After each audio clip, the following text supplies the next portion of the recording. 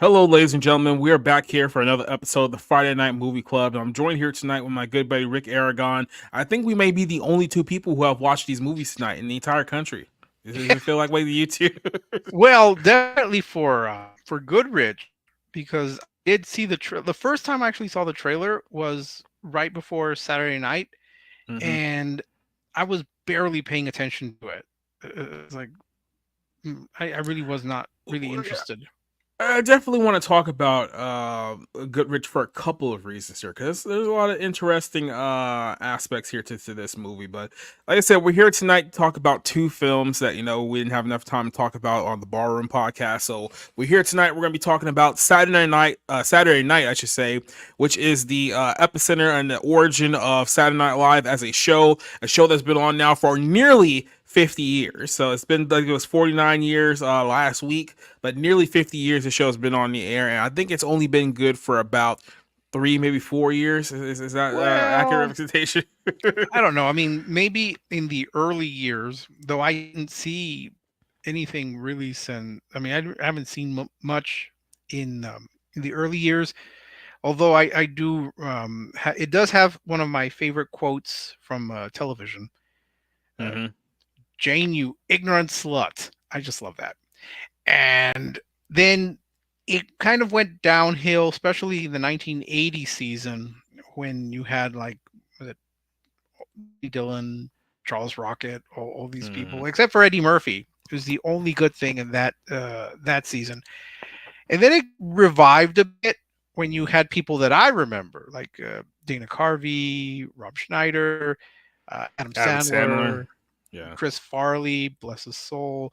I mean, it kind of went up, and then it kind of it's almost just there, just because it's there. I did actually watch the very first Saturday Night Live episode in years. Was it last week? Only because I wanted to see Stevie Nicks perform, and I was looking at it, and I put this in my review. I really had no idea who any of the cast members were, except for Kenan Thompson, who I think was born on television. I think he's been there literally my entire life. He's been not on Saturday Night Live, but he's been on television like my entire life. I mean, he's been on Saturday Night Live now for almost 20 years coming up on now. He's been on that show. So, and it's weird because you don't really think about him as like one of the core, cast members of Saturday Night Live, but he's been there longer than he was in Nickelodeon or done anything Nickelodeon related, which most people from my generation know him from. But we'll get deeper into that here in a second. But I think I want to start off this one talking about this film Goodrich, because this is a film brought to you by Ketchup Entertainment. Now, I had maybe I'm a little, maybe you can correct me here, but I hadn't heard of Ketchup Entertainment until I saw last year's film Hypnotic. Now, if you remember that last year's film Hypnotic, it was the film with Ben Yeah. Affleck, where it's a very very odd premise. Essentially, he has some kind of like amnesia episode, yet everyone in the world trying to like get information from his brain because he knows where the location of a girl is who's like a secret weapon and something, and it just gets very very convoluted after that. It wasn't a good movie. I think, I'm not sure if it made my top 10 worst, but it was certainly on the honorable mentions of worst movies that year. But I heard of this thing called Ketchup Entertainment. I thought to myself, Ketchup Entertainment, this sounds like a money laundering scheme. Like, is this a real like, production company? Do they do real movies? And I guess the best way to describe it here is that when you look back at their origin, which is about 2011, they had a whole bunch of like films that I wouldn't even really label as movies. Like a lot of them were like parody movies, some very very dirt cheap, straight to like VOD films that you probably have never heard of in your entire life. Then they kind of went away for a while and you hadn't heard from them, but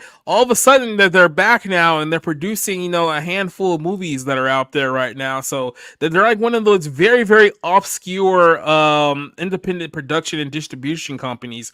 The problem is that when you have films like, well, you have, I would say, distributors like this, they obviously don't have a lot of money to divulge into marketing for movies. So I think what their strategy ultimately is right now is that they take films that are struggling to find a distributor, which this film happens to line up on, and then they buy the distribution rights, and then they do a very very limited theatrical run to try to make some money off of it, and then go straight into VOD. I don't know if that's a winning strategy in the grand scheme of things, because when I talk to people about this movie, it has Michael Keaton and Mila Kunis in the film. No one had ever heard of it. And it was because there was literally no marketing whatsoever regarding this film. And I'm just thinking to myself, what exactly is the game plan here for the people like behind this movie? I think like most of the marketing was basically done on Michael Keaton and Mila Kunis's end, trying to create quote unquote viral moments, and that only goes so far in today's modern age. But this is pretty much all I heard about the film going up to it. But then I saw the trailer, and it's like, I'm gonna reserve my thoughts of this until I actually see it, even though it does look like a Hollywood Hallmark movie. We'll get to that here in a second, but Thank you. I want to start off here with you. What was your? Because I told you we were going to be reviewing this film. Did you do any prior research into like how this film came to be, or like what happened with this movie going into it, or a catch-up entertainment? No. When I was watching the trailer, or half watching it, really, again, I was not concentrating on it. I did think, why is Jacob having me watch this Hallmark movie type thing? And I genuinely, my actual thought at the at this is this like a family affair thing where you're going to just send me to watch something, but it's a joke and no one else is going to watch it, and so I'm gonna have to sit Mm-hmm. through this? That's what I thought. I had not heard about this movie, and just kind of, again, have paying attention to the trailer. I'm like, what is so interesting? Why does he even want me to watch this? What calls to him? I didn't know about ketchup. I didn't care. I'm not one of those people who really pays much attention to distributors or like who's behind this, unless it's like Golden Globus, I something mean, like even the that. name, the just the ketchup entertainment, it sounds like a criminal front, doesn't it? Like, it Well, sounds like somebody's all front organization. all I could think of is that little Spanish group that did the ketchup song. I said, hey, ha, the hepe to the hepe, the hepe. Well, you don't know it. Uh, No. it's a very weird song. They thought it was witchcraft, but they were doing okay, as a garbled Spanish version of Rapper's Delight, because they didn't understand the lyrics, so they were just making them up. Like, is it a hip hop, a hip to the hip? It came out to them in English, but they speak Spanish, so they kept going, is it a hey ha, the hip to the hip, they whatever. Point being, no, I don't know what ketchup is. I mean, let me rephrase that. I don't know what ketchup entertainment or ketchup productions is. It almost sounds like something that is made up. Like it's almost I want to say quite parody, but it sounds like something that you would make up on a TV show Yeah. about a production company. Oh yes, we're dealing with Ketchup Productions or Ketchup Entertainment. It sounds like something you would hear in Entourage.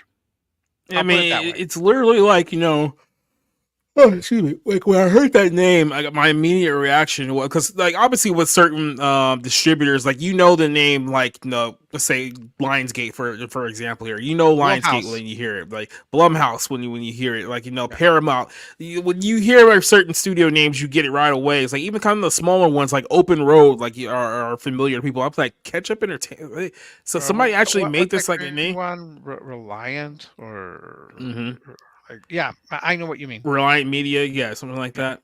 yeah. Yeah, so this is a film that is written and directed by Haley Meyers-Shyer, who is, I believe, the child of both Charles Shyer and Nancy Meyer. So this is quite literally a story about a woman who grew up in the entertainment bubble, that Hollywood LA elite bubble, and probably had to deal with, a father or a mother who wasn't around very much, and, didn't like the fact that she didn't get to spend as much time with her parents Oh, as much as she wanted to.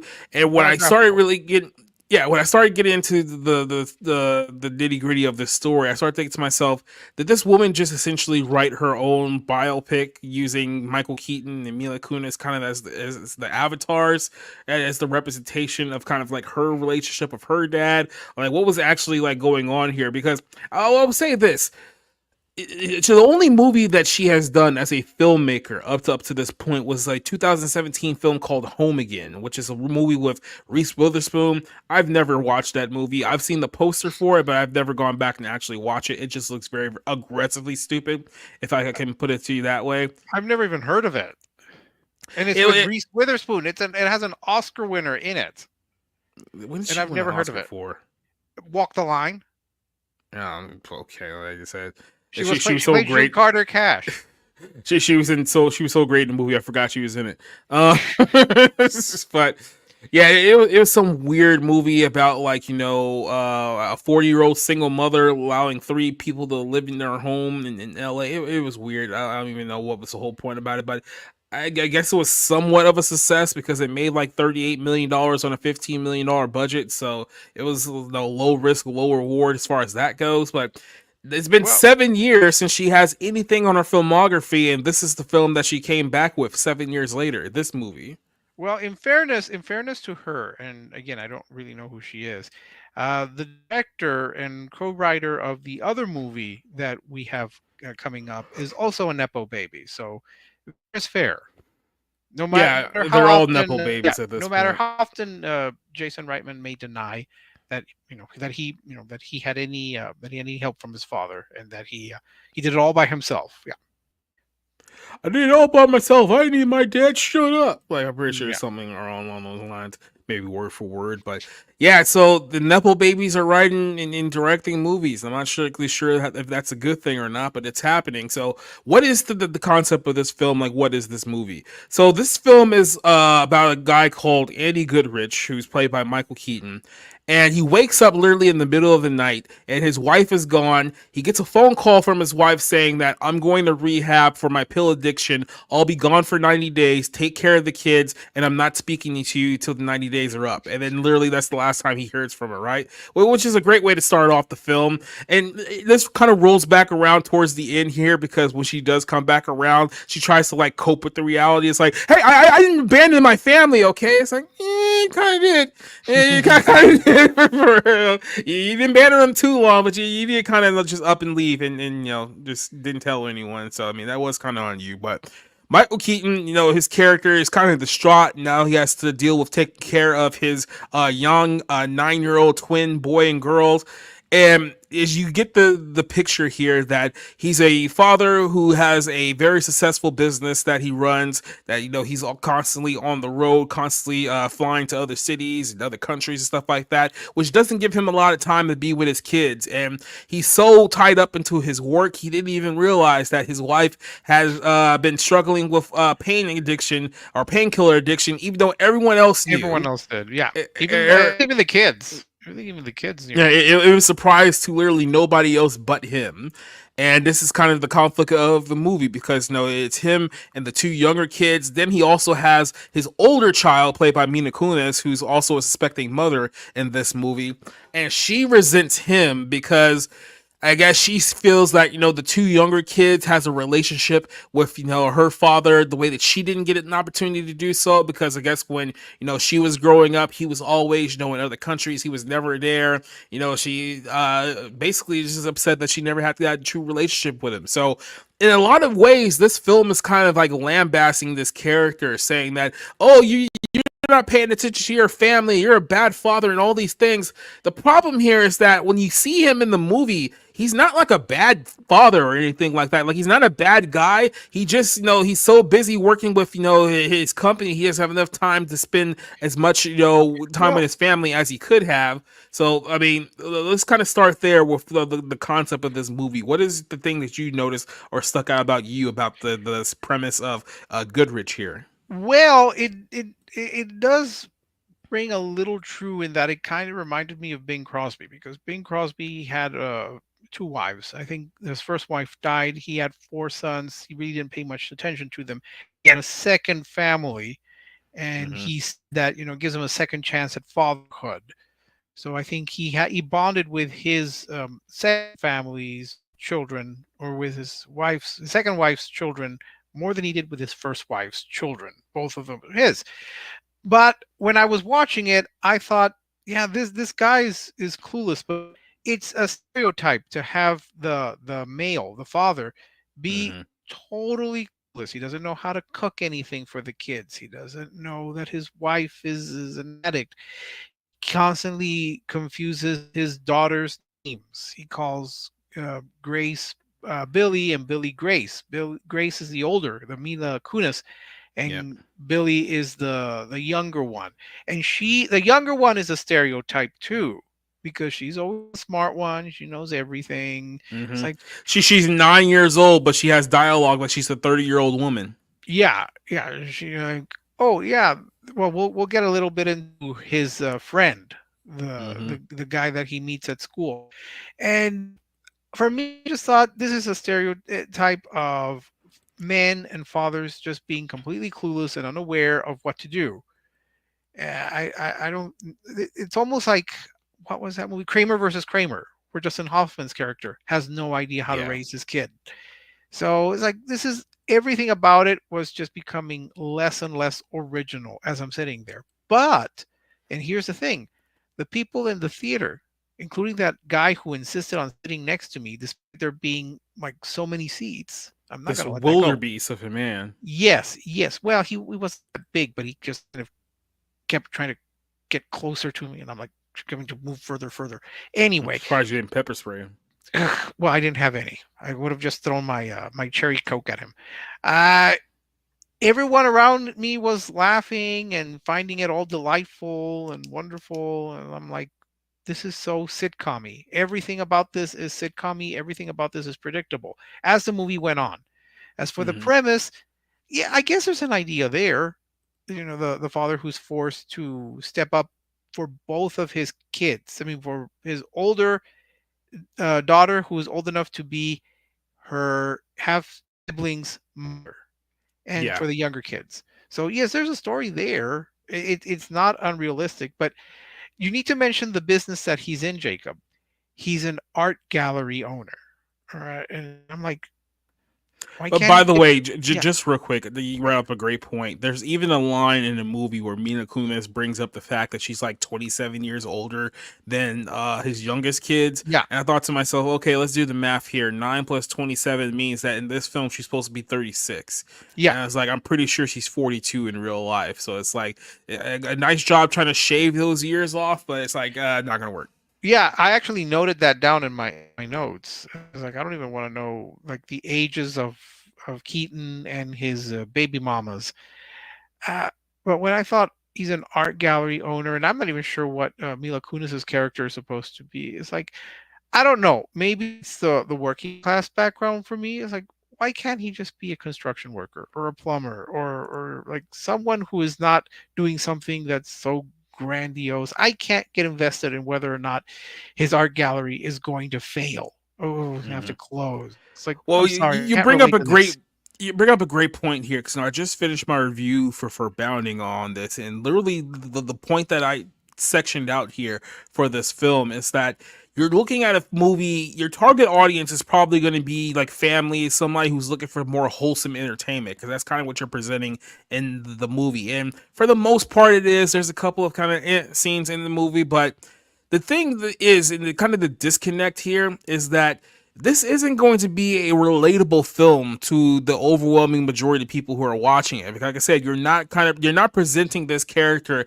as like your everyday average dad. I mean, he's a multi-millionaire living in Los Angeles who runs, a successful, art gallery that does shows like all over the world or whatnot. It's like this is a relatable movie for people who grew up in that LA Hollywood bubble. Like that's really like what it is. I mean, you're trying to kind of parlay this into a story that anyone can identify with, but at the same time, this whole thing just seeps of LA bubble, LA drama. It's like you guys have to understand, maybe they don't understand because they are inside the bubble, that LA is not representative of the United States of America by and large. If anything, LA is an outlier of how everyone else in the country acts and operates.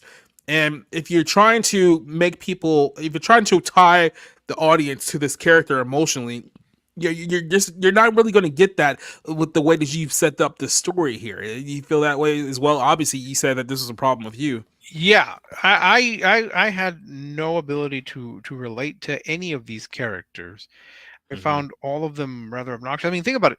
He takes his kids don't go to public school. They go to a nice private school.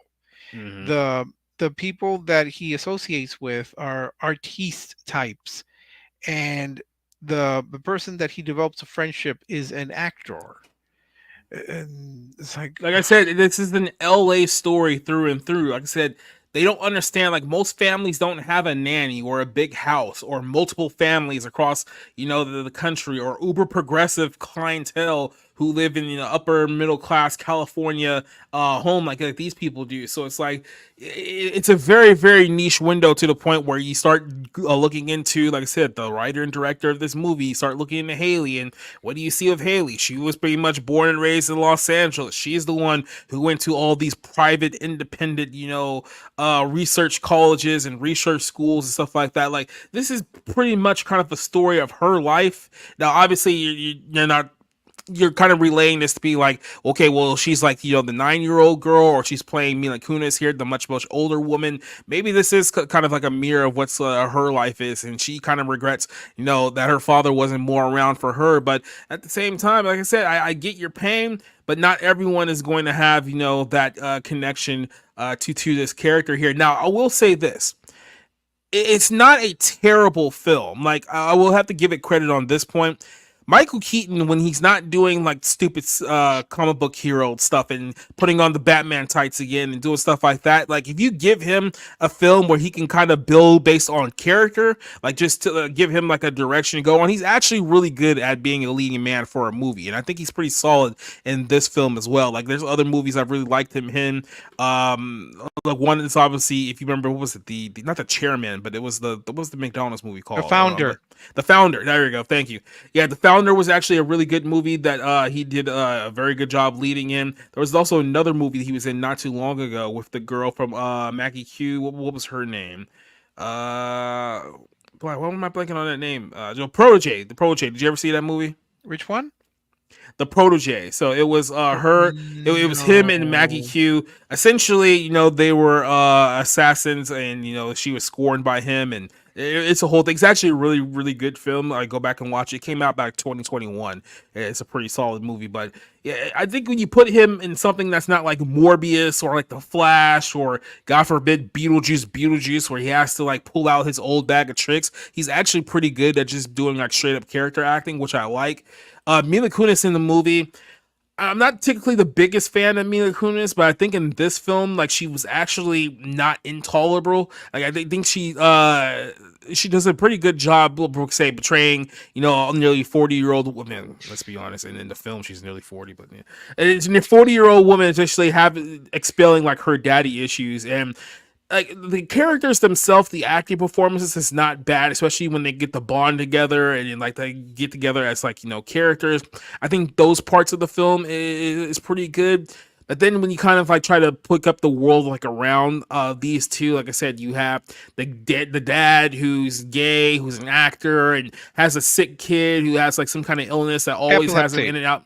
Epilepsy always has him like in and out of the hospital. There was this whole like weird thing with him which just didn't work, and it's like you're trying to make him be like, oh, these are just our wild and crazy wacky neighbors, and it's just like I don't even know if he really mattered too much to the story. You had the daughter of the what was it, the poet, or not, The dead painter. the dead painter, Yeah, yeah. who they He's were the one that inherited the estate, and everyone is after it to exhibit it. And then we think that he's okay. Here's a spoiler. We think he's yeah, landed the art collection after he goes to see her perform her songs at what I presume is a lesbian bar, because I didn't yeah. see any men in the audience, and it looked like a variety of women of all looks, to be as gentle as I can. So then, yeah, but then she's like, everything about this movie is pretty sitcom level in terms of for me, in terms of the characters, in terms of the situations. It's not to say that they weren't trying. I agree with you about Michael Keaton, at least that he was doing his best with what he was given, and the same with Mila Kunis, though it looked like they were delivering their lines in a, oh, these are the words that were given to us, but we don't really believe that we are here. Actually, we are the characters, we're just the actors who are saying these lines. And I still think that Mila Kunis's best performance was Black Swan. I don't know if people will push back on that, but I thought she was very good in that. Here she was, I'll tell you, in all, for me, the performances were fine. They weren't great, they weren't awful, they were fine. They were like, okay, yeah, I don't have anything like, oh, this stood out, that stood out. I will say the thing about the his gay friend, it's Mm-hmm. like, how did that guy not realize that Michael Keaton's character was straight? I mean, he was talking to him. He knows that he has a wife. He's given him no indication that he was To be interested. fair, to be fair, we are talking about Los Angeles, and let's be honest, they're a lot more depraved than the rest of the nation. So yeah, being married probably isn't going to stop anyone from sleeping with other men in that city, particularly. But just So because you're playing jazz music, which I don't particularly consider sexy music, hmm and giving him wine on Halloween does not mean that you're trying to come on to the guy. I don't know why he thought that. I actually would have preferred seeing a movie about him as he tries to be an actor with an epileptic son, uh, whose whose partner left him, because he remember that's when they first meet, he's constantly hmm crying because, oh, whatever his name left me. It's like, um yeah, yeah, that his sucks to be you, bro. but it's like my Keaton's like, my wife kind of left me too, hmm so maybe that's why they thought you could bond out of that. But uh, I mean, for me, the performances were fine. Just putting it that way, they're fine. They're not Yeah. awful. They're not like binge where you're watching as, please, I don't want to watch this. But they aren't particularly great. Yeah, like I said, I think the biggest disconnect with the premise here is that, like I said, you're trying to tell a story about a guy realizing that he's been an absentee father and try to make some amends for it. But like I said, he's not portrayed as a guy who's like ignoring his family out of malice or out of like, oh, he just doesn't care. It's like he seems like be like a good dad throughout the course of the film. Like when his wife just leaves him in the middle of the night, he just drops everything, takes care of his kids, makes sure that at least the kids are taken care of. He tries to be as much contact with his daughter as he can, so you don't get the indication from his actions that it's like, oh, he's just so flippant and so distant, and it's like he doesn't understand like the damage that he's causing like to his family. Like he's to me, he just comes off as someone who like, hey, look, he works a high profile job that requires a lot of hours because he has to like constantly talk to people and he has to travel to negotiate deals and stuff like that. But I mean, that's just the nature of his gig, and that's kind of my big disconnect here. Is this? It's like, okay, how many times have we heard the story of like a guy who works like a really well-paying job to feed his family and give them the high life and make sure that they don't have to struggle the way that he did, but at the same time they resent him because he's not home enough. So it's like, well, do you want the multi-million-dollar house or do you want daddy to be home more time? Like you gotta kind of pick one there, right? Well, they did. He does mention it in a bit of a dialogue when the youngest daughter is mad at him, and I forgot what about. Mm-hmm. It's like he's back knocking on her door and saying, "Yeah, well, it's not like." He probably forgot something. It's like I'm just trying to make earn money to raise the daughters who hate me, or something like that. Yeah. So it's not he's not malicious. He's actually well intentioned. Maybe you could say he's misguided, but he's never doing this because he doesn't care about his kids. He actually cares about his kids for the most part. I mean, I find it hard to believe that he would constantly be getting his two daughters' names mixed up and calling them by the wrong name. But he is making an effort. Any father who wants to show his tween kids Casablanca is, well, even I wouldn't do that, to be honest. And I love that movie, so I don't know if I would be showing my Yeah, my but I tween mean, kids. the 6 year, I mean, the 9 year old is wise beyond her years. She's so intelligent. She She's doesn't even talk annoying. like a 9 year old, right? She's annoying. She is annoying. She is a sitcom character. She's like the little Like who's a at least if she know-it-all. was like a teenager, you could kind of see it, or at least you kind of be more believable. But it's like, guys, I know that many of you guys don't have kids on your own, and perhaps that's a good thing considering the talent. But 9 year olds don't actually talk like this. Like Yeah, nine year olds are like fourth graders. with Billy, I wrote in my notes, Billy is a particular type of person, and I'll leave it Mm-hmm. at that. But it's like she's so you know what she reminds me of, and I know this is slightly off topic. I did see a movie that I will be reviewing for Christmas. It was called, I think, The Holiday Sitter, Mm-hmm. where this little girl she wants I guess organic pancakes, and the guy who's there, he doesn't know how to make them, so she's on the counter whining and moaning until she gets her specialty pancakes because they're gluten free or organic or whatever. She's not quite wokish, but she's getting to that level, and frankly that's what that little girl was like, where the way she talks to her dad, and when the kids walk in, not walk in, but when all three of the kids walk into the dad, the Michael Keaton, and the gay character after they Yeah. kiss, and then they reveal secrets, which is kind of sitcom already, and they're all staring, and the daughter's like,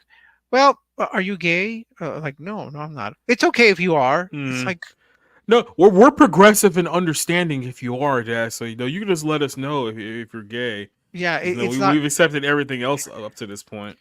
Yeah, what's rehab? I was like, He's like, you didn't tell us the truth. Yeah, yeah. I want to tell you that your mom is like popping pills Mm-hmm. and ran off. Like, here's the truth: your mom left me at the middle of the night, didn't tell anyone. Now I'm stuck with you guys.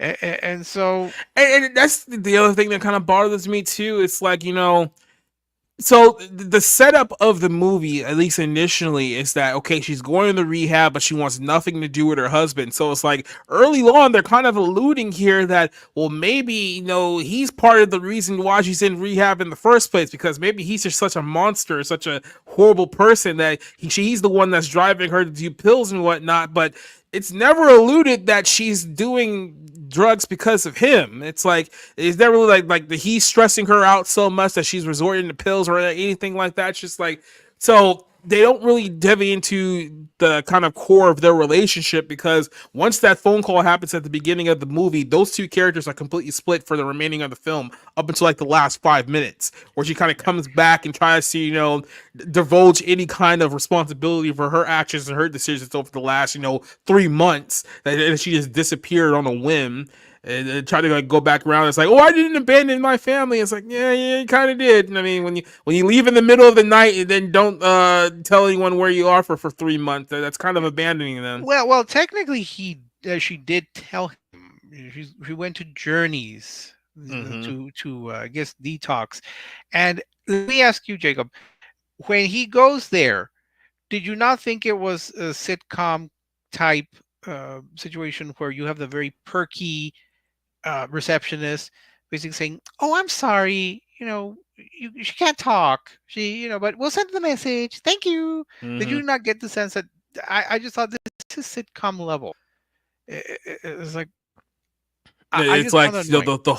yeah, who knows? Maybe the writer here was inspired by some television shows that maybe she just got done watching Big Bang Theory before while she was writing this movie. It's like, oh yeah, it'd be interesting to have a couple of quirky characters like around here. That'd be great, right? Yeah, but And then like the whole thing is this other subplot with, like I said, the woman and her estate, and he's working himself down to get this big this big deal that can save his little art gallery or whatnot. And he seems like he gets it, and it's like it gets to a point where it's like, okay, everything's turning around, everything can get better, and then for no reason whatsoever, oh, by the way, I made a deal with somebody else last night, so you're shit out of luck. It's like, well, thanks for letting me know as we're already like finished like the entire exhibit, because you said that you were going to make a deal with us. hey, It's like, hey, thanks, hey. dick. But in fairness, he didn't get it in writing, and I thought this Mm-hmm. is ridiculous. You should have gotten it all. You should have gotten the contract signed. I thought that they had gotten the contract signed, not just like an oral agreement. Although technically he could sue for breach of contract, because I think in California an oral agreement is acceptable. That was, I think, the basis for the boxing Helena case, where Mm-hmm. I think Jennifer Lynch's, I mean, yeah, David Lynch's daughter, I think it's Jennifer, was making a movie. An actor or actress pulled out, and they sued. They said, "Oh, well, it was nothing written. We just had an oral contract." And I think I don't know, someone will be able to find that it's better. Point being, look, the guy already put up the display, already put up the promotion. It was all locked in. She walks in and says, "Oh, well, I went with another company that's going to do a tour of my mother's art and gave me a lot more money." And he said, and I think she mentions that they didn't sign anything. And I thought, how did you not get this in writing? How did you not have an actual contract? And moreover, how did she make that decision when they already advertised it? They already had the promotional material. They were hanging up her mother's pictures at the gallery when she came. It was like she came a day early, and he's like, "Oh, okay, well, you came early, but now that you're here," he was being very friendly and very honest. It's like, yeah, now you could inspect it and tell us what you think. And that's when she's, "Oh, well, I went somewhere else." I think that was just there to try to have a drama, and just say, "Well, the art gallery failed, so now I have to close up the shop, and we can have this touching moment where people come to see the closure of the art gallery." Why couldn't the script just say, "Well, I decided to retire, and no one's going to take over the gallery, so I'm going to have to close it up." It would have been much easier than to have this kind of roundabout with. I kept wondering what the name was. Tessa Thompson. I don't know if that was a character's name, but I kept calling her Tessa Thompson. It's Mm-hmm. like, why Tessa Thompson in this? And my mind Of started all wandering of off. all the names, right? Yeah.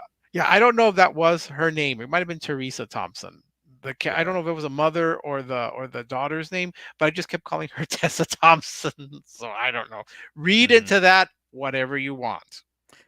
Yeah, like when it comes to, I guess, final thoughts on this movie, like for me, it wasn't a terrible movie. I can't call it a great one either, because like I said, some things worked and some things just didn't. And I feel like that this is the problem when you try to write yourself into a story. And we talk about this all the time with movies and television shows and comic books.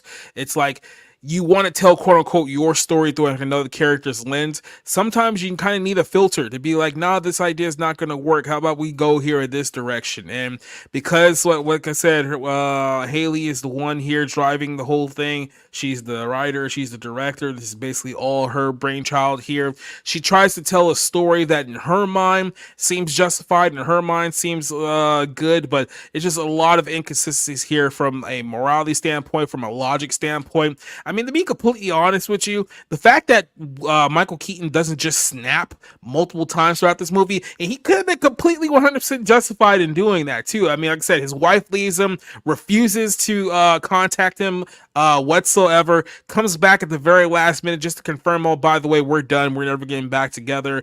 The whole thing with, the art gallery deal like falling through and whatnot, and then he's sitting there like with his daughter, like of all the moments where Mila Kunis has her little meltdown and she's venting and everything about she's like, he could have justifiably just said like, you know what, I've had enough of this, or he could have cursed several people out and it would have been 100% justified in everything that he said too. When the gay guy just came on to him and kissed him out of nowhere, it's like could have snapped there, but it's like they kept trying to portray him as, oh, this cool, calm, collected guy. Nothing really gets him down, even as his life is visibly falling apart at the seams. He's still cool. It's like, really? Is that the story here, or is it the story should be like this guy's basically one step closer to the edge and he's about to break? Should that be the story here? It Eh, feels like it based on what you said here. So in all, like I said, not a bad movie, but I mean, you'll watch it once. I really don't think there's anything here to worth rewatching again. So I'll give it like a 2.5 out of 5. That's kind of where I settled on with this movie. So what did you think? yeah, you are much more generous than I am. Though I think I gave it a 2. Oh, I mean, I think you saw actors trying with the material that they were given. Certainly, I think Mm-hmm. Michael Keaton tried. Mila Kunis tried. And again, it's not a terrible movie. It's certainly better than like Monkey Man, or Argyle, or the I turned the radio TV glow, or that thing was. It's better than those, but it's not a good movie. It's possible. It, I didn't believe the situations. I didn't care about the situations, and I think I noted that the movie I wrote it wants me, and I underlined it wants me to care. It can't because it feels so programmed. Everything about it seems rote, like predictable, with cliche characters. And I thought I really want to watch the movie about the actor, even though he has lousy gaydar. I would rather watch a movie about him. I would rather watch a movie about I think Pete. you might be the only person who wants to watch a movie about him. But continue your point. Well, I would watch a movie about Pete, Mila Kunis's husband, Mm-hmm. and how he fits into this very dysfunctional family. I'd rather watch a movie about Andy McDowell, and it's nice to see her on the screen again. I was kind of surprised I that she mean, got I've her seen her gray. daughter so many times now this year. It feels like I've already seen her, but yeah, I agree. No, no, yeah, I was surprised. I had not seen her in her natural gray hair, so it's like, oh wow. Though I tend to confuse her with the mother from Downton Abbey, so take that for what you will. Um, is a bad movie? No, I'll tell you that to the. It's not a bad movie, but it's not a good movie either. It's not something that I would seek out. At least I don't have a burning hatred for it, and I don't have an anger against it. It's just there. It's just there. So it's a 2. It's a 2 for me. It's okay. I mean, that's pretty much it. I will say this and kind of be the final word here. It's like I kind of respect movies like this from this instance. It's like with all the superhero movies and all the reboots and the gender swapped films and all this over the top nonsense, it is nice to just kind of go back and watch a movie that just goes back to like simplistic storytelling and simplistic like filmmaking. Just a movie about a story about a guy and things happen, and it's like we don't have to do like $250 million budgets. We don't have to like do these over blooded ensemble movies. We don't have to, oh, here we're gonna do a gender swap remake of this, and oh, here it's gonna be the goriest movie that we've ever had in the entire, like, I just like, okay, it's a story about a guy and we fall into his universe and we can get lost in his story. We're going, like, we used to have a lot of movies like this, like in Hollywood. This used to be Hollywood's bread and butter for a long period of time, and it just seems like these movies now are few and far between. And unfortunately, it seems like Ketchup Entertainment is the only one that's actually giving us these type of films anymore. And it sucks that we've gotten to this point, but we're here. So like I said, that there's certain things I can give this movie credit for, but creatively, this just needs to be in, I know, different hands rather than, what was happening here. Yeah, and I definitely would have made the characters more middle to working class instead of these like art gallery types. It's like, I'm sorry, I can't relate to people who can go off to a treatment center that looks like a resort. It's like, yeah, put her in real rehab. Like, So a real rehab, right? yeah, where the patients are in there screaming and like having these This is basically like a 90-day like spa vacation where you drain your husband's bank account for like $375,000 as you go yeah, get better help. It's like, yeah, okay, well, we know the game. yeah, like, yeah, make him a mechanic who has to struggle through this, and then Hmm. maybe I would have preferred it, but yeah, it's okay. That's all I can say. Well, with that film, we can hop over to our second film of the night, which is Saturday Night. Now, some of you guys may not remember this, but once upon a time, Saturday Night Live was actually funny. And the Saturday Night Live was actually must see TV. And it feels like it's been a while since that happened. And I know that this film came about because, like I said, SNL is celebrating their 50th anniversary next year. So it'll be all about big number 50. And I just think to myself, when you go back and you watch how this whole thing started to where we are right now, you just have to ask yourself, man, like, this is probably the worst time to do this movie, because all you're gonna do is remind people about how good the show used to be and how terrible like the show is now. I mean, for the last 2 decades now, SNL's been nothing but like left wing progressive political theater with a bunch of people who are vaguely minorly funny. Who, I mean, let's be honest, well, outside of Keenan Thompson, as we mentioned earlier, well, who's the last SNL character that really made you like, oh yeah, that guy's funny, he's on must see TV? I need to feel like Jay Farrell was pretty good for a few years. He did great impressions for a while, but then they got rid of him. So it's like, okay, well, Well, then who else am I supposed to care about on this well, show? I do know someone who thinks that Colin Jost is cute, so there's that. Is it a Just some, woman? no. Okay, well, I don't care. Anyway, so Apart so from that, like from Weekend Update, seriously, what else do they have? And I haven't. I'm telling you, I have not seen anything. I still remember. Wait a minute, they are bringing some people back. You have Dana Carvey doing Joe Biden, oh boy, oh joy.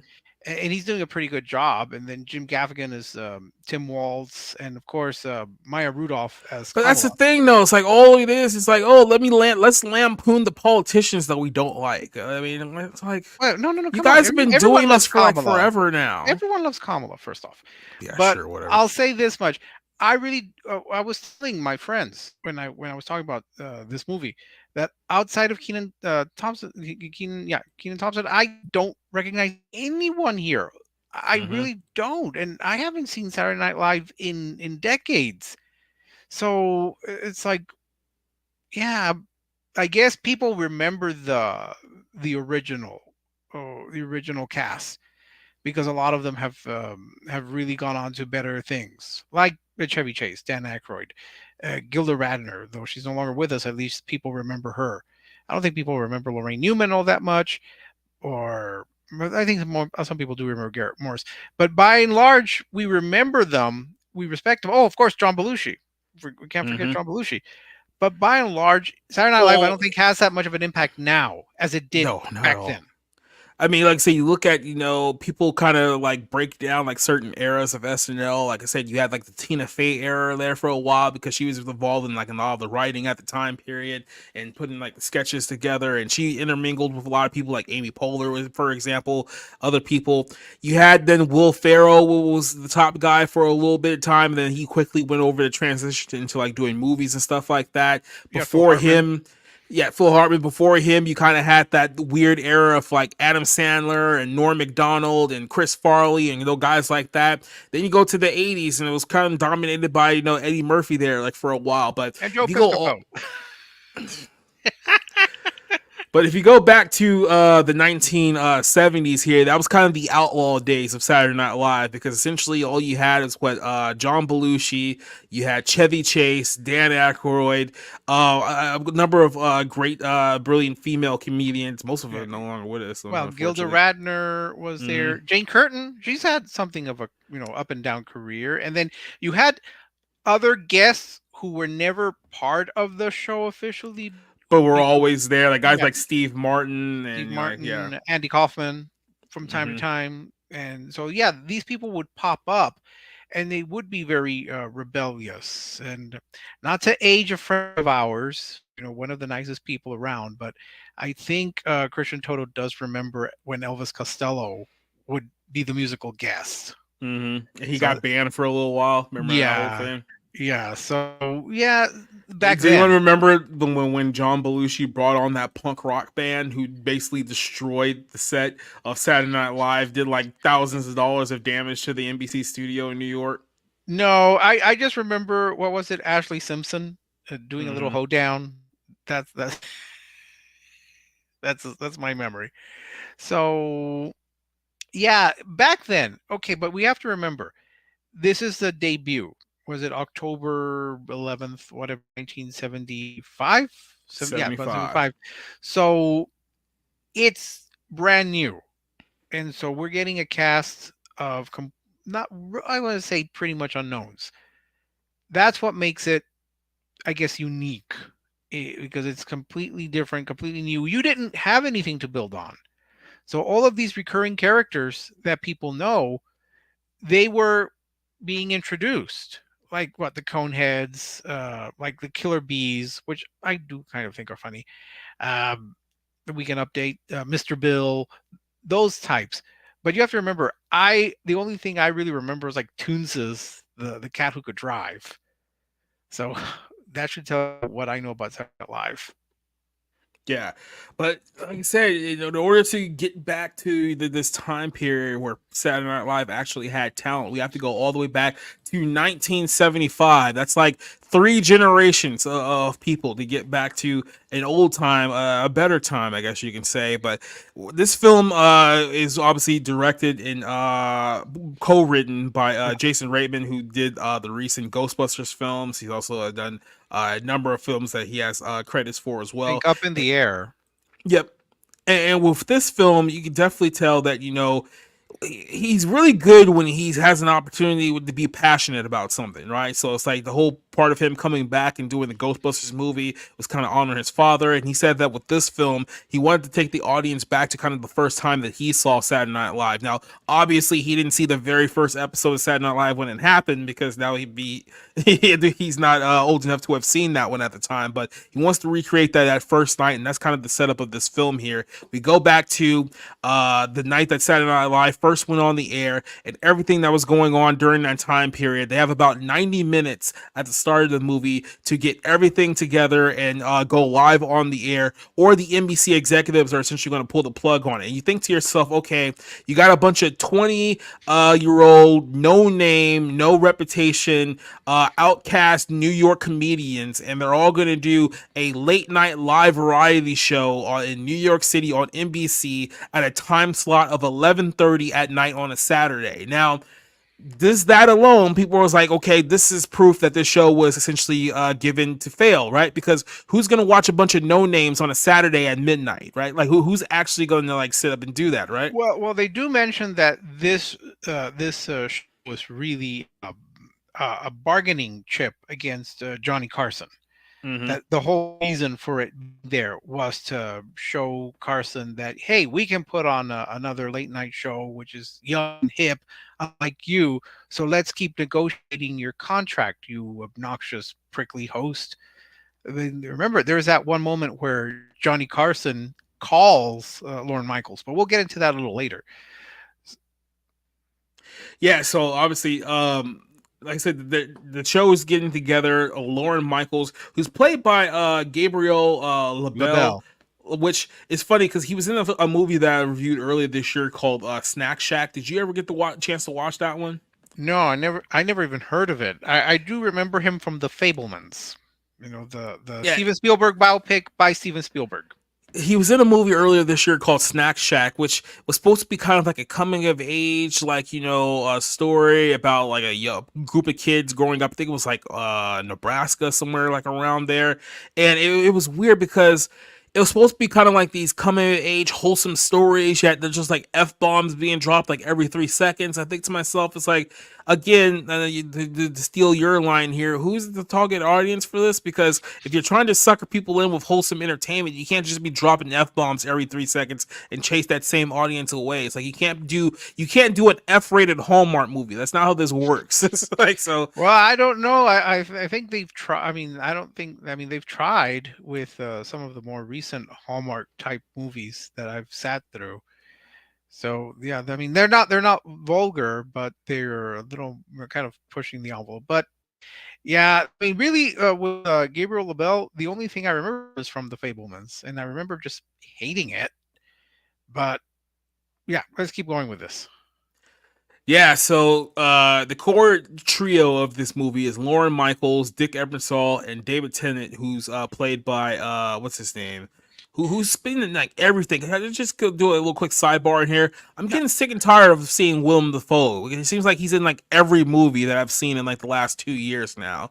yeah, he needs to keep working because Does he though? he's getting up there. I guess he's trying to do more work so he could get a Kennedy Center honor. I guess I don't know, but yeah, it was him. And then you have uh, uh, Cooper Hoffman, Hmm. Because Philip I'm thinking Seymour to Hoffman's myself, son as Dick Emersol.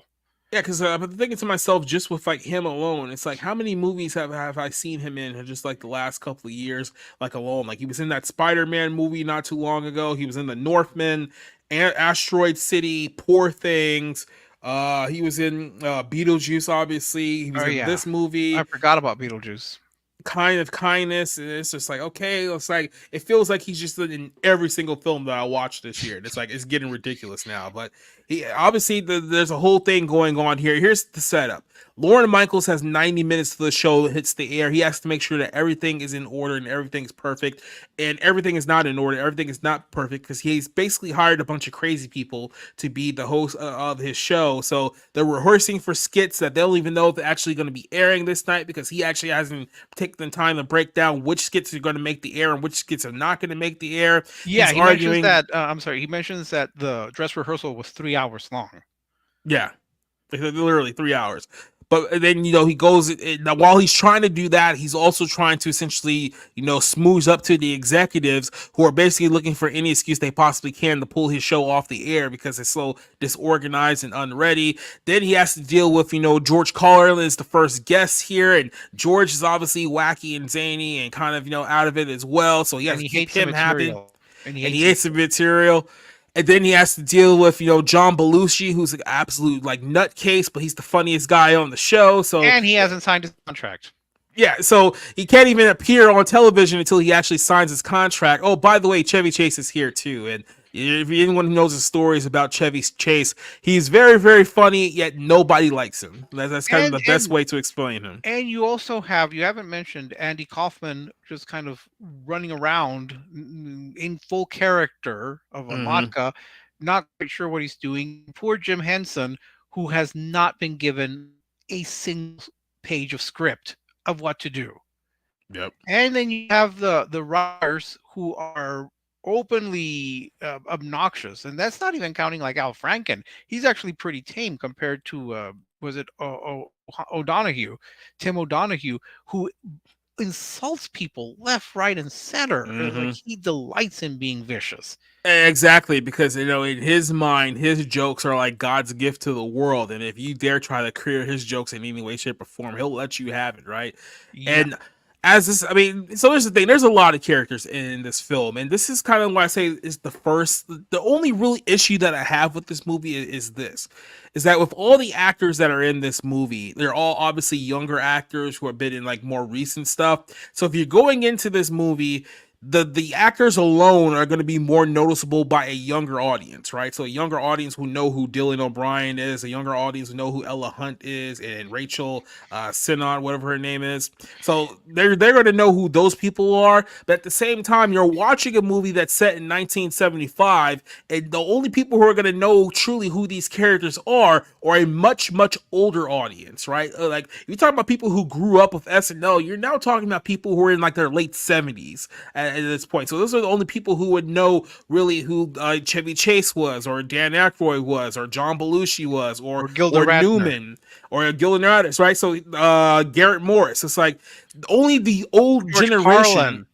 Yeah, exactly. Only the old generation will actually know who these people are, unless somehow you've been to watch like 1970 Saturday Night Live before you watch this movie. So it's another situation where you're kind of like, okay, who's this really appealing to more? Is this appealing more to a younger demographic, or is this appealing more to an older demographic? Because it seems to be the bridges are there, but one's higher than the other because they're not quite connecting. Now, I'm going to say that it's going to appeal to an older audience, even though logically you have to have younger people play the characters. I mean, think about it. This movie has Milton Berle in it, and that's Mm-hmm. something like this. Probably even the older people who watched Saturday Night Live when it first came out would have a vague idea of who he was, as you like know a lot about Hollywood and early television. So it is asking a lot. But I think honestly, Jacob, it's going to appeal to, for me, based on what you're telling me, it's going to appeal to older audience members, even though it has younger actors. But again, you need younger actors in Mm-hmm. this movie. There's no way you And not can let only them. that, that's the other kind of dangerous game you're playing here too, because on one hand, it's like I said, the only people who are gonna really get nostalgic for this film will be people who are either in their late 70s or like early 80s. So you're talking about, a fan base or a target audience who, let's be very honest, are probably in their last year. So you gotta hope they're even still there at this point, because look, a lot of the characters in this film, a lot of the comedians in the film, a few of Well, them are dead now. A few of them are not no longer with us. I'm going to push back a bit on that because it's not like people like Chevy Chase or Dan Aykroyd are completely unknown. People who were fans of Community probably would remember Chevy Chase. Those who love Ghostbusters, and Spencer Hmm. and I have talked about how we don't understand how it's a franchise at all. They'll Yeah, know right. who Dan Aykroyd is. Some people But who that's the other are thing too. Like, look at it from this perspective. You may know Dan Aykroyd from Ghostbusters. How many people remember him from Saturday Night Live? How many people actually yeah, remember that he was an original cast member of that show? So, not unless you're watching older episodes on Peacock. yeah, really old episodes on Peacock. Yeah, so I mean, the I think it may be a case of the names are familiar, but you really don't know who they are. Honestly, it's been so long since I have seen Saturday Night Live that I was not even aware that Don Pardo was not the announcer. I, for some reason, thought he was still there, although I am Mm-hmm. assuming he's not there. He might be dead. I don't know. I'm gonna say, isn't he dead? Yes, don't know. He might be.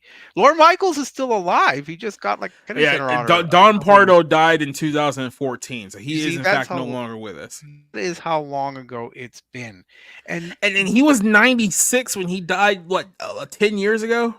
oh my gosh, yeah, I don't know if we're gonna talk about that real quick, but that was there were certain things here in the movie, and I know what they were trying to do. Like by setting it 90 minutes before and making the runtime about 90 minutes, trying to build up the tension. It didn't quite work because there's that moment where Don Pardo is, rehearsing his announcing of the, Chevy Chase and Gilda Radner. And then he gets to Dan Aykroyd's name and he's like, Dan, how do you pronounce this? My mind, and I know I get picked on for thinking logically, my mind is after the dress rehearsal or after weeks of rehearsing, he would know how to pronounce Dan Aykroyd's name. He would not just have come upon it for the very first time in his life, like right there. I don't know. For some reason, I just thought that's just dumb. And I know it's building up, try to build up tension. And that was an issue I had with the movie. It's trying to build up tension. It's not quite getting there for me. Mm-hmm. So let me ask you this, because this is another interesting note here, because obviously they're bringing in they're bringing back key members of the NBC era of the 1970s. Like I said, you got Dick Ebersol very early on in his career here, Lorne Michaels for the obvious reasons, David Tebet. Milton Berle was also played by J.K. Simmons, like in the film too. So it's like, what's kind of your recollection of kind of like the 70s era of television? Because the only way it really truly exists now, I guess, if you go back and watch, what is it? If you've heard of, was it Buzz TV, which shows like all those like 1970s like game shows from like way back in the day. That's only the really window you get from like watching this era of television. So do you have any fond memories of this, or did any of the people in this film bring back any nostalgia to you whatsoever? No, I wasn't around at that time. No, don't try to lie now. No, I really was not around at that time. It was like Mm-hmm. this does predate me by like a maybe at least if not a no not a full decade, at least more than half.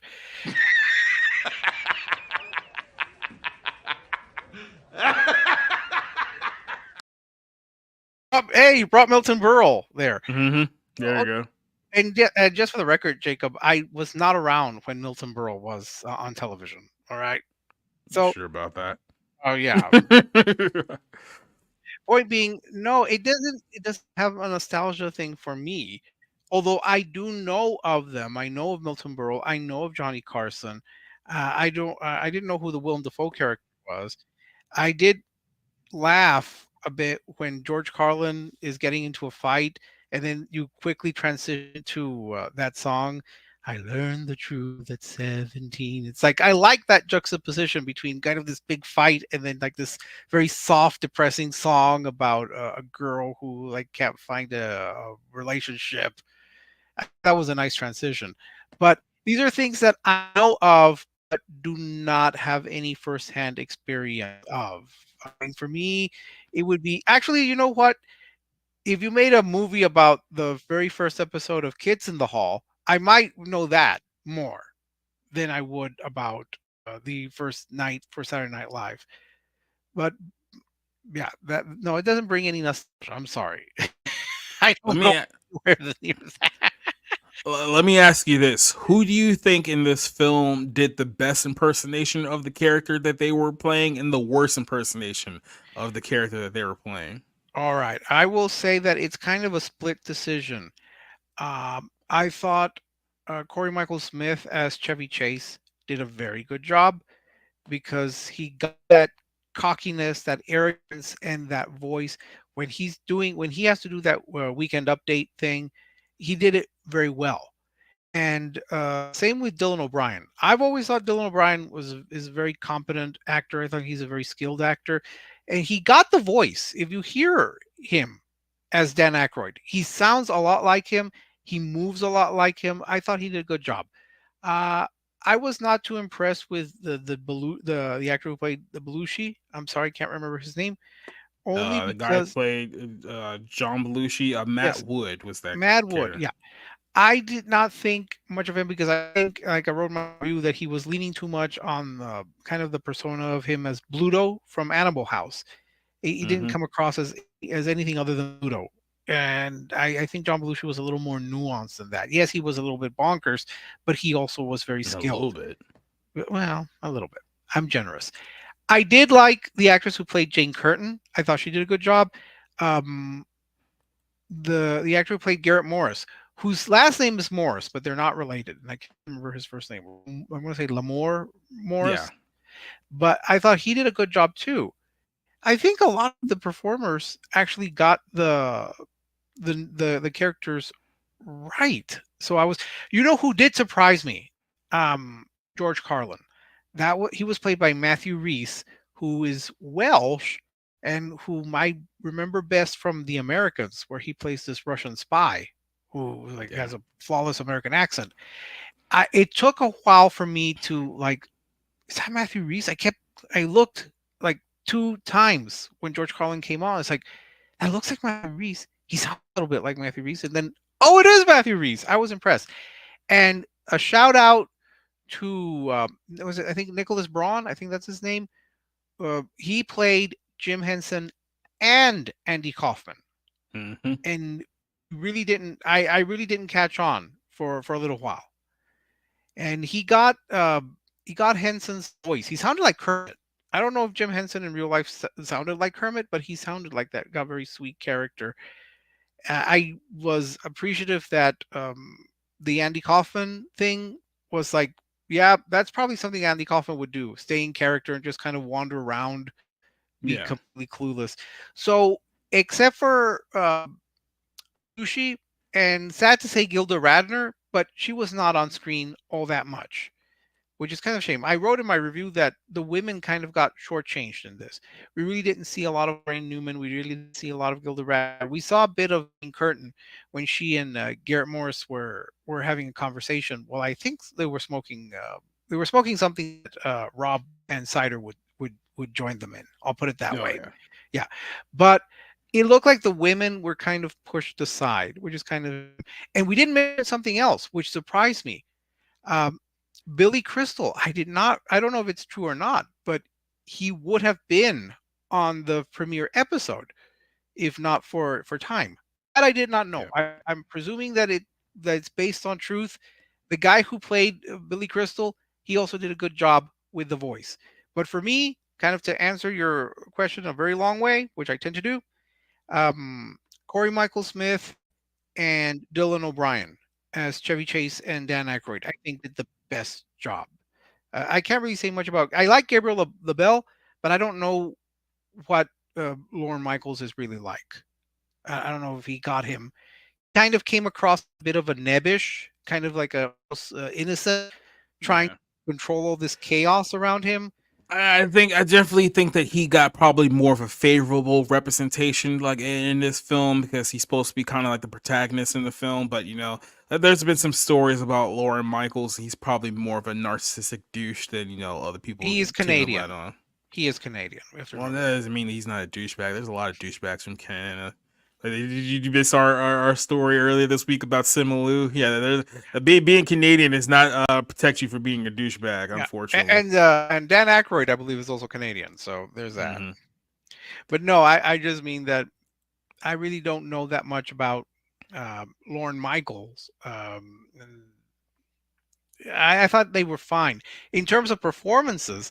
I thought they were fine, and there's one part, and I hope we get to talk about it, when Milton Berle and Chevy Chase face off in a, shall we say, a metaphorical dick measuring contest. Mm-hmm. So metaphorical. But I like that because I think it also suggests the battle between the old guard in Milton Berle and the young upstarts in Chevy Chase. Mm-hmm. It's like they seem to have contempt for each other. So I like that. And I like the fact that Uncle Milty is like kind of like, no one's going to remember you. Little did he know, right? That's the whole thing. Like, little did you know, you son of a bitch. But unfortunately, I mean, like I said, I like, it's not unfortunately about this film, because when I say unfortunately, I'm talking about just the state of Saturday Night Live, because when you watch this film, I think it does a brilliant job with the pacing of this movie, keeping the audience engaged with like hitting up different characters and different, skits. Obviously, they kind of recreate a lot of the older skits from that first episode that it's so infamous to this day. Even like I said, the very first skit that they showed on SNL, they reacted that one entirely. And like I said, the characters I think were very good. Like I said, I think they really did a lot of study and research on how these characters, like these actors, I should say, represented themselves back during that time period. I thought that was very very good. I thought the setting of everything. It's really cool to watch how this whole thing originated. I think that's the biggest draw of this movie. It's like I said, oh, okay, this is how Saturday Night Live was run before they actually had an official set. Because if you go back and you watch that first episode, there wasn't even like a real set like for them to create there. Like literally, George Carlin came down literally from like out of the crowd and then did like his whole like opening monologue in front of like kind of like a circle. It looked more like a comedy club than like an actual Saturday Night Live set that we used to seeing like today. So it's like the way that everything has progressed is very very interesting to see.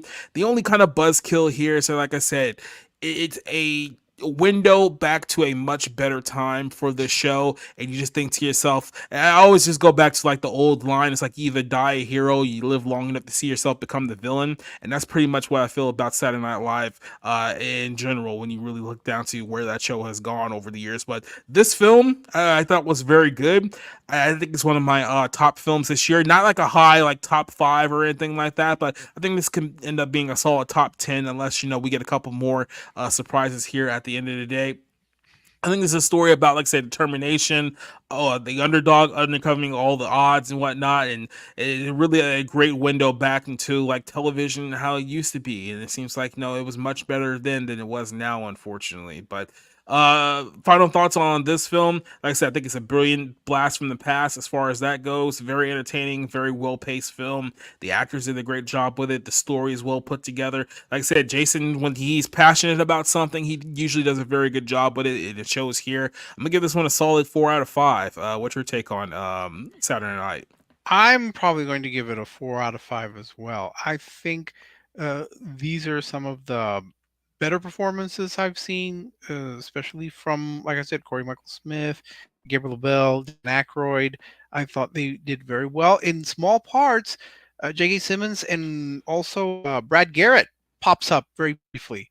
Mm-hmm. So he also did in these little bits. They did good work. It's well acted. Certainly, someone like Matthew Rhys as George Carlin. So it becomes fun to watch all of these actors do these performances and really inhibit their characters. They did very well. I like the movement, though I never felt the urgency that the film wanted me to feel. I get what they were going for, that they wanted us to like, oh, is the show going to go on? Are they going to roll the Tonight Show episode instead because everything's falling apart? I never felt that urgency. I appreciated that they tried to make it, and they got a little Aaron like walk and talk throughout the movies. Like the characters are walking and they're wandering around, trying to follow them along. So it's well acted, well written, well paced. It might sneak into my 10 best. I can't say for sure. I can't say for sure that it make my 10 best because I like you said, there might be other films that will pop up. But on the whole, this was a good film. It tells a interesting story, not one that I was like, oh wow, I wonder really what happened. I never really cared about how Saturday Night Live came to be, and certainly Saturday Night Live does not have the relevance that it did before. I mean, what was the last time you had a major character from that show impact the culture?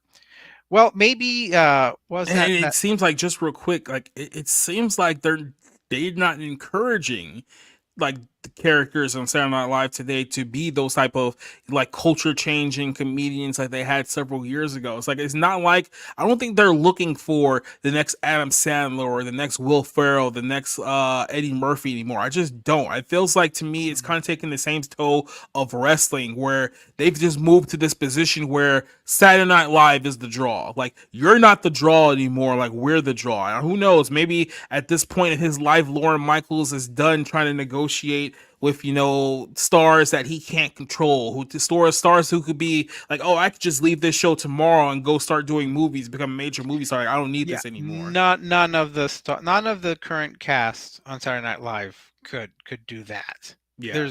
They're not stars except for maybe Keenan Thompson, but he's been there like 20 years. Yeah. So no, that's not going to happen. Although to be fair, what was it? One of the characters from Saturday Night Live did appear with Kamala for that Al Smith dinner. Oh, Molly Superstar. Shannon. Yeah, superstar. Yeah, like Molly really. Shannon, who Tracy Morgan infamously buried, saying that that she was basically a dirtbag who never. So, Just saying, she's there now. I guess that's who you have to call when Sherry O'Terry is busy, right? Hey, I like Sherry O'Terry. I even like is it Victoria Jackson? I thought she was kind of funny. But yeah, it's a good film. I'll put it that way. It's a film that I liked. It's a film that has good performances. It's a film that moves well. It gives you that nice glimpse into late 70s television, and you get, like I said, really good performances. There were very few performances that I disliked, except for maybe I didn't dislike John Belushi. I just thought that it was kind of a little cliche to have him be the Yeah, main like I character. said, that they had him like basically as like a complete like maniac. Which I mean, who knows? At the end of the day, maybe he was just a complete maniac, and he only looked somewhat coherent when he was on like Saturday Night Live. I mean, we are talking about a guy who died of a drug overdose at a very Yeah, very but at young the same age. So time, that Killer Bees thing was funny. I don't know why he would go into conniption fits about having to wear the costume. If I've seen bits of the sketch, we're Killer Bees. I thought that was actually funny. So yeah, on the whole, it's well acted, well written, well directed. I don't, like I said, I don't know if it'll make my 10 best. I might submit some names for award consideration for my group. Maybe Chevy Chase, Corey Michael Smith, Dylan O'Brien, Dan Aykroyd. Uh, yeah, it's a good film. Look, I'll say that much. It's a good, not a great film, but a good film.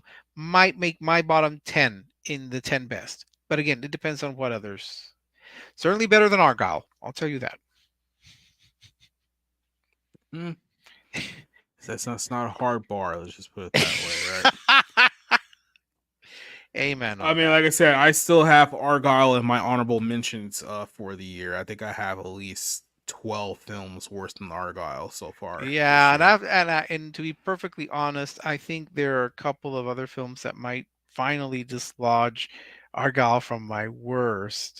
They're comic book films. That's the clue for people out there. They're both comic book films. Well, yeah, as you know, next week Venom comes out. We won't be doing the Friday Night Movie Club next week. We'll review that movie on the bar room, so you got a little bit of time to catch that movie. And You hear then that, Rob? yeah, right. And then the Conclave movie, I'm actually going to be doing a separate review on that on the Bible lens because of all the controversy regarding that one. So those two movies we'll be reviewing on separate shows here in the future. But yeah, I mean, I don't know. I absolutely despised Venom 2, the last one that came out. So the bar is so low for me, like it can't possibly be worse than the second Venom movie. But then again, it could also just be complete dog crap as well. So who I'll knows? say that I didn't hate the second Venom movie. I kind of accepted it for junk. It it was like, yeah, it is what it is. It's not even going to try. And this one too, it's not going to try. So I might as well just sit back and just turn my brain off and let the movie just roll over me. I hated the first one, but after a while I thought, well, it's not good, and it I just wish it knew it. But you didn't like when Venom went to the clubs, when he hit the clubs. No, when he was partying with the hipsters in San Francisco, I very nearly walked out at that scene. I was like 20 minutes into the film. I felt like I should have walked out, but I decided to toughen it out, and that was probably a mistake. Yeah, well, But yeah, bless Tom Hardy because he's trying to sound, he tries to have a particular voice. It's like, okay, yeah, that's actory for you. I mean, you try to find like the most actor method for something as schlocky as Venom movies, but hey, it pays the bills for him. Bless him, bless him, bless him. yeah. But we're here to the end of our show, and like I said, won't be here next week. Probably won't be back for a little bit because I'm looking at 2 weeks from now. It's like, okay, that's not really a great week, but I don't know, maybe somewhere in November, because I know we got best Christmas pageant ever, Heretic, which actually looks somewhat interesting. That's one that I'll probably look forward to, and there's a couple other ones coming around that time that maybe we'll do some work on. So Not Red we'll One? let you. No, I'm definitely not dedicating a Friday night just talking about that film. So yeah, you absolutely will not have to worry about us doing that one at all. But until then, we will come back around in due time. I'm thinking about next week bringing Nerdigans on for the retro wave, because I want to dig into some Pokemon manga talk over the next few weeks. Well, especially while we have some time up, so we'll try to see if we can get that done here in the next couple of weeks as well. But we're reached the end of this point here, so Rick, I'm gonna go ahead and give the floor to you. Tell people what you got coming up here. All right. Well, I'm still going through my Mummy retrospective, where I will review 4 versions of it. I already have reviewed 1932 and 1959. Upcoming is the 1999 movie with Brendan Fraser and Rachel Weisz, and then the 2017 version with Tom Cruise. And somebody asked me this today, there's a Tom Cruise version of The Mummy? It's like, yeah. So there's that. Plus, I'll be starting my Oz retrospective, where I'll be looking at various Wizard of Oz connected films, including the 1995 silent version, the 1939 musical, Return to Oz, and the L. Frank Baum biopic, Dreamer of Oz. For those who don't know, L. Frank Baum wrote the original 14 Oz stories, and they did a television biopic. So I'll be reviewing that as well before I get to Wicked, which I'm not really looking forward to, but it's probably going to be a big movie, so I should watch it. And of course, just more reviews. I just published my review for The Apprentice, and I published a review for Saturday Night. Watch for my Goodrich review that's coming up, and yeah, catching up on more reviews, the Oz retrospective, and completing the Mummy retrospective. So that's pretty much it, and just looking forward to having Rob back. I hope he's doing well. Yeah, Rob lost a fight with his computer, so he hasn't been on the last couple of nights. But hopefully he can get that squared away. We can get him back on the shows again.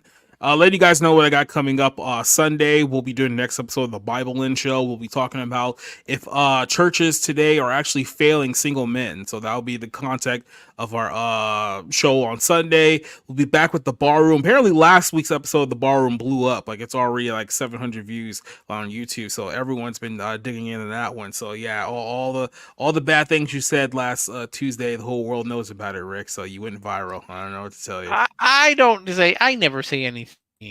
What do you say? What do I say that's mean? I don't know. Well, somebody will mention it in the comments once we get there. But yeah, that's what we got coming up. And then, like I said, I wanted to see if we can get Nerdigans on for some Pokemon manga talk. Maybe even get Cider on for some Pokemon manga talk as well. So that's what I got coming up there. I got some articles coming up for Bounding this weekend. Some movie reviews coming up for Bounding as well. So I'll be busy. So you guys will see me around. But until then, we're going to go ahead and hit the outro and get the hell on out of here. So I will see you guys later on. Adios, good night, and goodbye. Outro time. It's over. Go home. Get the hell out! Get out! Get out! Get out! Okay. Get out! Get out! You get the hell out!